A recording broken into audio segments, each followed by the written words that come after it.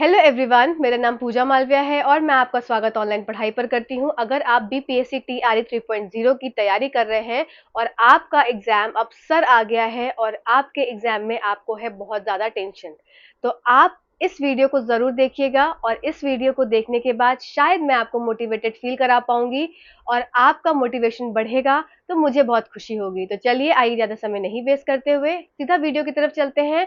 और अगर आप चैनल पे नए हैं तो सब्सक्राइब कर दीजिएगा, चैनल को शेयर करिए अपने दोस्तों के साथ, साथ ही साथ कमेंट ज़रूर करिएगा और साथ ही साथ आप लाइक भी करिएगा। चलिए, आइए वीडियो को स्टार्ट करते हैं। तो सबसे बड़ी बात है कि अभी आपका एग्ज़ाम है, आपके लगभग एग्ज़ाम में 10 से 12 दिन रह गए हैं। अब इस 10 से 12 दिन में आप क्या करें कि आपकी तैयारी पक्की हो जाए, ठीक है? और पक्की होने के साथ-साथ आपकी सीट एक फिक्स हो जाए कि आपकी जॉब अब श्योर है, आपको बस 2-3 महीने में आपको कॉल लेटर आपका मिल जाएगा जॉब का और बस फिर तो आपको बल्ले-बल्ले करनी है।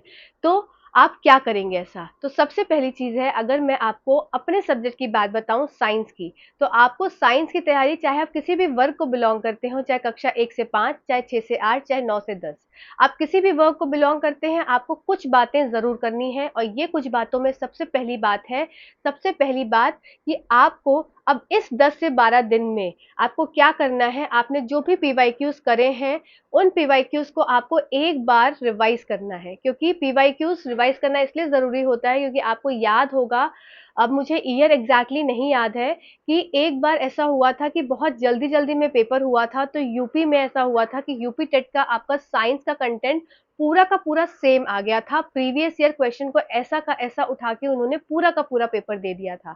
तो आपको अभी सबसे पहला आपका जो काम होगा, आप पीवाईक्यूज़ आप जितने भी आपने अभी तक करे हैं, आप उसको एक बार ज़रूर रिवाइज़ करेंगे। अगर आपने नोट किया है, आप नोटेड रिवाइज़ करिए, नहीं तो अगर कहीं वीडियो से रिवाइज़ कर रहे हैं, तो आप वीडियो के द्वारा रिवाइज़ करिए। आपको मेरे चैनल के माध्यम से रिवाइज़ करना है, तो आप मेरे चैनल के माध्यम से भी रिवाइज़ कर सकते हैं, ठीक है? आपको पहला काम हो गया आपको पीवाईक्यूज़ रिवाइज़ करना, साथ ही साथ आपका दूसरा काम होगा, जितनी भी एनसीईआरटी है, अब इस लास्ट मोमेंट पे आप एनसीईआरटी नहीं पढ़ सकते, तो आपको क्या करना है, एनसीईआरटी की समरी को एक बार रिवाइज़ करना है, क्योंकि उससे क्या होगा, हमारा सारा कंटेंट रिकॉल हो जाएगा लास्ट मोमेंट पर, जिससे कि अगर मान लो कोई अलग से क्वेश्चन आता है एनसीईआरटी से, तो आप उस क्वेश्चन को कर पाएँगे। ये 2 काम हो गया आपका साइंस से रिलेटेड। अगर मैं बात करूँ आपका इंग्लिश और हिंदी या आपका कोई भी जो आपका लैंग्वेज का सब्जेक्ट है, तो लैंग्वेज के सब्जेक्ट में लिए आपको ज़्यादा मेहनत नहीं करनी है, ठीक है? आपको बिल्कुल ज़्यादा मेहनत नहीं करनी है। अगर मैं तो आप बोलूँगी कि अगर आप बाकी और एग्ज़ाम्स की तैयारी कर रहे हैं, तो आपको इंग्लिश, हिंदी इतनी आती होगी, तो इस 10 से 12 दिन में आपको उसमें अपना समय नहीं खराब करना है।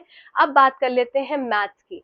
तो जिनकी मैथ्स बहुत अच्छी है, जिनकी मैथ्स बहुत अच्छी है, मैं साइंस बैकग्राउंड की बात कर रही हूँ, मैं यहाँ पर साइंस और मैथ्स वालों की बात कर रही हूँ, तो जिनकी अभी फ़िलहाल जिनकी मैथ्स बहुत अच्छी है, वो तो मैथ्स का अपना क्या करेंगे, वो भी अपने एक बार पीवाईक्यूज़ को ऐसा सरसरी निगाह से देख लेंगे कि किस तरीके के क्वेश्चन आए हैं और जिस तरीके के क्वेश्चन में वो थोड़ा-सा अटक रहे हैं, उस टॉपिक को देख लेंगे, ठीक है? लास्ट मोमेंट की स्ट्रैटेजी है ये।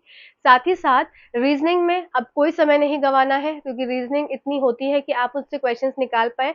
रही बात करंट अफेयर्स की, तो करंट अफेयर्स की इस समय आपको लास्ट 6 मंथ का कोई ना कोई कहीं न कहीं अच्छे चैनल का आपको वीडियो मिल जाएगा, जो लास्ट 6 मंथ्स की आपको करंट अफेयर्स करा रहा होगा। साथ ही साथ बिहार की जीके आती है, जो कि बहुत इम्पोर्टेंट है, तो बिहार की जीके के लिए भी आपको कहीं न कहीं कोई ना कोई एक वन शॉट वीडियो मिल जाएगा, जिसमें आपको बिहार की जीके मिल जाएगी। नहीं तो अगर आप बिहार स्टेट से ही बिलॉन्ग कर रहे हैं, तो आपके यहाँ तो एक बुक चलती होगी और उस बुक को आप एक बार देख लीजिएगा कि कैस कहाँ किसकी जनसंख्या है, कौन-सी नदी बहती है, कौन सी अलग-अलग बाउंड्रीज़ हैं आपकी, जितने भी और कौन से और स्टेट्स लगे हुए हैं, तो ये सारी चीज़ें आप उसमें देख लेंगे। कौन-सा आपका नेशनल बर्ड है, कौन-सा नेशनल आपका सॉरी नेशनल नहीं, स्टेट बर्ड है, स्टेट एनिमल है, तो ये सब आप चीज़ें देख लेंगे और साथ ही साथ वहाँ का जो मेन आपका डांस हो गया, जो भी आपका क्लासिकल फॉर्म हो गया, प्लस आपके कोई भी वहाँ के फेमस सिंगर्स हैं, फिर कोई टीचिंग से रिलेटेड है कोई मेन, कोई आंदोलन हुआ है वहाँ पर, फिर ये सब चीज़ें जो कि बहुत इम्पोर्टेंट हो जाती हैं आपकी बिहार जीके में, तो वो सब आप देखेंगे। प्लस गवर्नमेंट ने अभी कोई मतलब बदलाव किए हैं बिहार को लेकर, तो वो चीज़ आप उसमें डालेंगे। प्लस आप क्या देखेंगे उसमें, कोई भी नया ऐसा अमेंडमेंट किया गया है जो बिहार स्टेट के लिए है, आप वो देखेंगे। तो ये सारी चीज़ें आपकी बिहार जीके से रिलेटेड हो गई। इसके बाद बात कर लेते हैं आपकी ज्योग्राफी, तो ज्योग्राफी के लिए भी आपको क्या करना है, आपको पीवाईक्यूज़ देखने हैं, पीवाईक्यूज़ के हिसाब से आपको क्या है, पीवाईक्यूज आपको हर जगह हर चैनल पे कहीं ना कहीं मिल जाएंगे। पीवाईक्यूज के हिसाब से आपको चीजों को देखना है कि अब मुझे क्या टॉपिक रह गया है मेरा पढ़ना, मैं उसको एक बार रिवाइज कर लूं। जैसे रिवर्स बहुत इंपॉर्टेंट होती हैं कि आपकी गंगा है, आपकी यमुना है, आपकी गंगोत्री है, तो ये सब क्या है, ये सब जैसे गंगा कहाँ से निकल रही है, तो ये सब चीजें क्या है आपके लिए इंपॉर्टेंट हो जाती हैं। प्लस आपके प्लेट्यूज इंपॉर्टेंट होते हैं, मैंने बहुत काफी हद तक एग्जाम में देखा है प्लेट्यूज को पूछते हुए। प्लस आपके ऐसे कुछ कुछ टॉपिक्स हैं आपके, जैसे एक वो बहुत रिपीट होता है तो टॉपिक आपका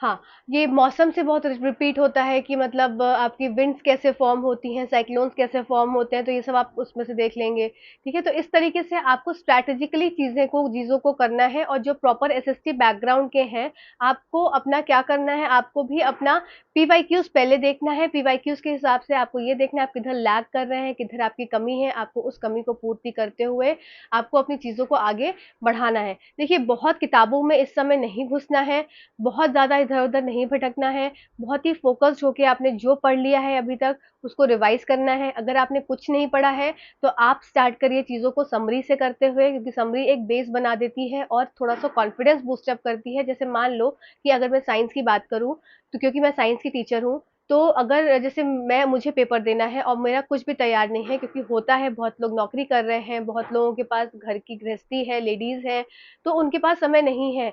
और जो जेंट्स भी हैं वो भी बाहर जॉब कर रहे हैं या कुछ और पढ़ाई कर रहे हैं, तो उनके पास इतना समय नहीं है कि वो एक्स्ट्रा लगा पाए। तो उनके लिए क्या है, अपने अपने को मोटिवेट करने के लिए कि आप सोचिए, एक एक आपने सोचा कि चलो अच्छा क्लास 6 की एनसीईआरटी खत्म करता हूँ अभी 1 घंटे में। तो अब 1 घंटे में कैसे खत्म होगी? आप अगर एनसीईआरटी बुक लेके बैठेंगे तो भाई हो गया स्वाहा। तो आप क्या करेंगे, आप उसकी समरी देखेंगे।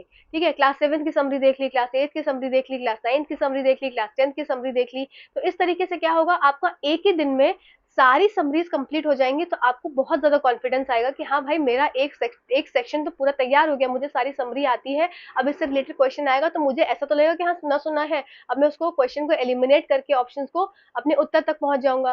तो इस तरीके से आपको थोड़ा स्ट्रैटेजिकली खेलना है। जिस सब्जेक्ट में ज़्यादा ही प्रॉब्लम आ रही है, उस सब्जेक्ट पे भी बहुत ज़्यादा जोर नहीं देना है।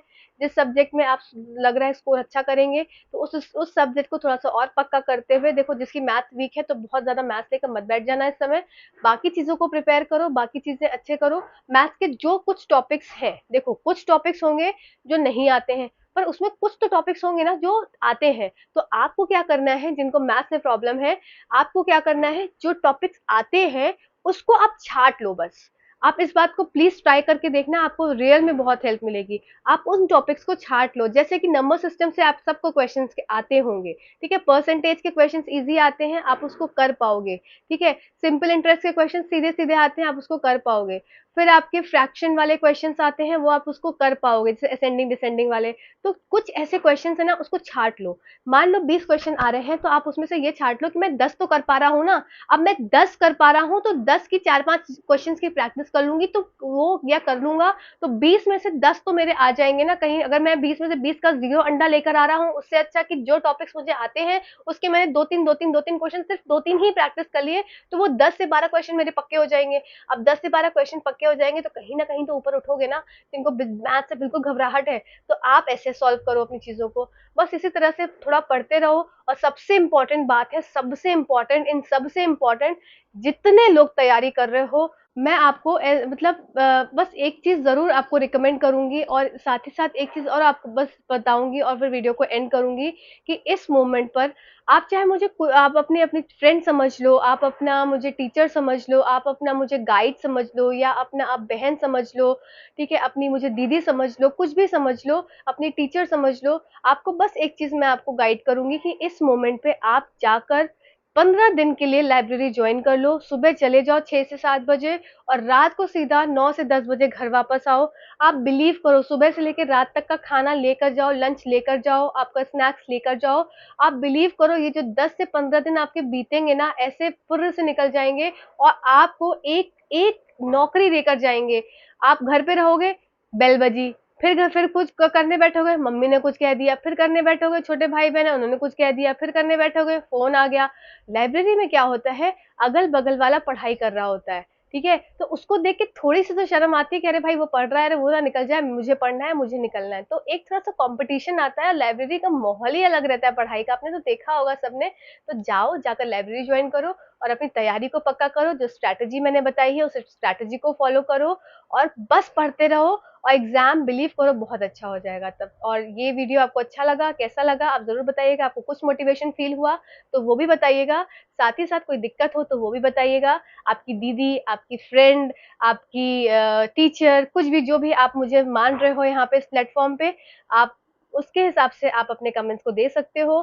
साथ ही साथ आप चैनल पे जुड़े रहिएगा, यहाँ पर साइंस की तैयारी हम कर ही रहे हैं। साइंस की तैयारी को और अच्छा हम करते ही चलेंगे। तब तक के लिए धन्यवाद, चैनल से जुड़ने के लिए धन्यवाद, इस वीडियो को सुनने के लिए धन्यवाद। Thank you.